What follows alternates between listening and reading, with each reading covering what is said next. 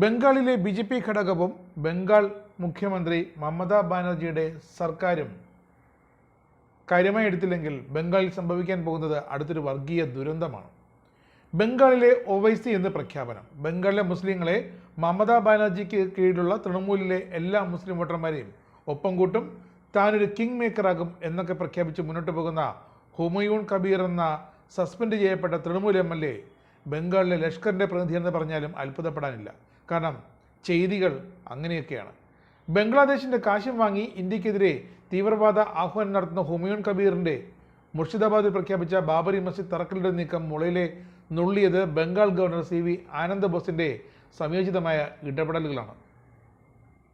കഴിഞ്ഞ മാസമാണ് ഹുമയൂൺ കബീർ മുർഷിദാബാദിൽ ബാബറി മസ്ജിദ് പുനർനിർമ്മിക്കുമെന്ന് പ്രഖ്യാപിച്ചത്. പക്ഷേ മമതാ ബാനർജി സ്വന്തം പാർട്ടി എം.എൽ.എക്കെതിരെ ഒരു വിരൽ പോലും അനക്കിയില്ല.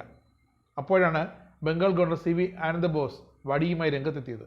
ഇനി വായ തുറന്നാൽ പിടിച്ചകത്താക്കുമെന്ന ഗവർണറുടെ വിരട്ടലോടെ ഹുമയൂൺ എന്ന വർഗീയ വിഷത്തെ സസ്പെൻഡ് ചെയ്ത് തലയിടാൻ പിന്നീട് മമത ശ്രമിച്ചു. അപ്പോഴേക്കും തൃണമൂൽ പാർട്ടിയിലുള്ള മുസ്ലിങ്ങളെ അടർത്തിയെടുത്ത് പുതിയ പാർട്ടി ഉണ്ടാക്കുമെന്നും അതിന് രാജ്യത്തെ വർഗീയ വിഷവാദികളിലൊരാളായ ഒവൈസിയുടെ പിന്തുണ ഉണ്ടാകുമെന്ന് പ്രഖ്യാപിച്ച് വീണ്ടും അടി വാങ്ങിക്കൂട്ടാനുള്ള ശ്രമത്തിലാണ് ഹുമയൂൺ. ബംഗാളിൽ മമതയുടെ തൃണമൂൽ കോൺഗ്രസിൻ്റെ സഖ്യകക്ഷിയാണ് ഒവൈസിയുടെ പാർട്ടി.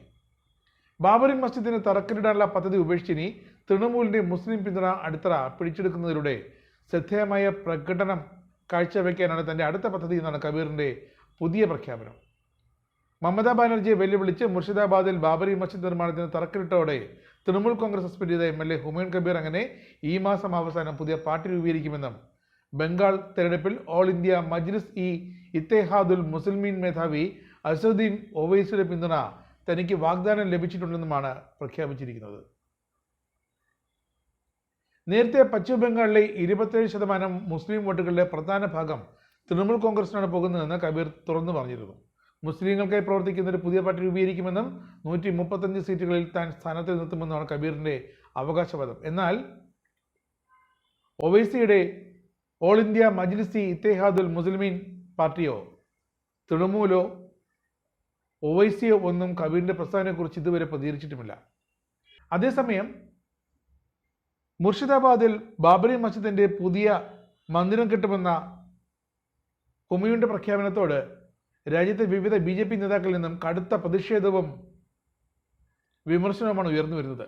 ബാബറി മസ്ജിദിന് സ്ഥാപിച്ച അടിത്തറ കർസേവയിലൂടെ തകർത്ത് തരിപ്പണമാക്കും, അവിടെ രാമക്ഷേത്രം നിർമ്മിക്കുമെന്ന് മുന്നറിയിപ്പ് നൽകിയിരിക്കുകയാണ് ഇപ്പോൾ മഹാരാഷ്ട്രയിലെ ബി.ജെ.പി. നേതാക്കൾ.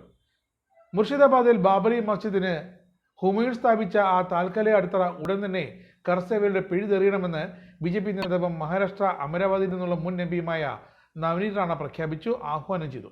മുർഷിദാബാദിൽ നിർമ്മിക്കാൻ പോകുന്ന രാമക്ഷേത്രത്തിനായി മഹാരാഷ്ട്രയിലെ അമരാവതി ജില്ലയിൽ നിന്നും ഇഷ്ടികകൾ കൊണ്ടുവരും. മുർഷിദാബാദിനെ ഭഗീരഥ് ധാം എന്ന് പുനർനാമകരണം ചെയ്യുമെന്നും നവനീത് റാണയും കൂട്ടരും പ്രഖ്യാപിച്ചിട്ടുണ്ട്.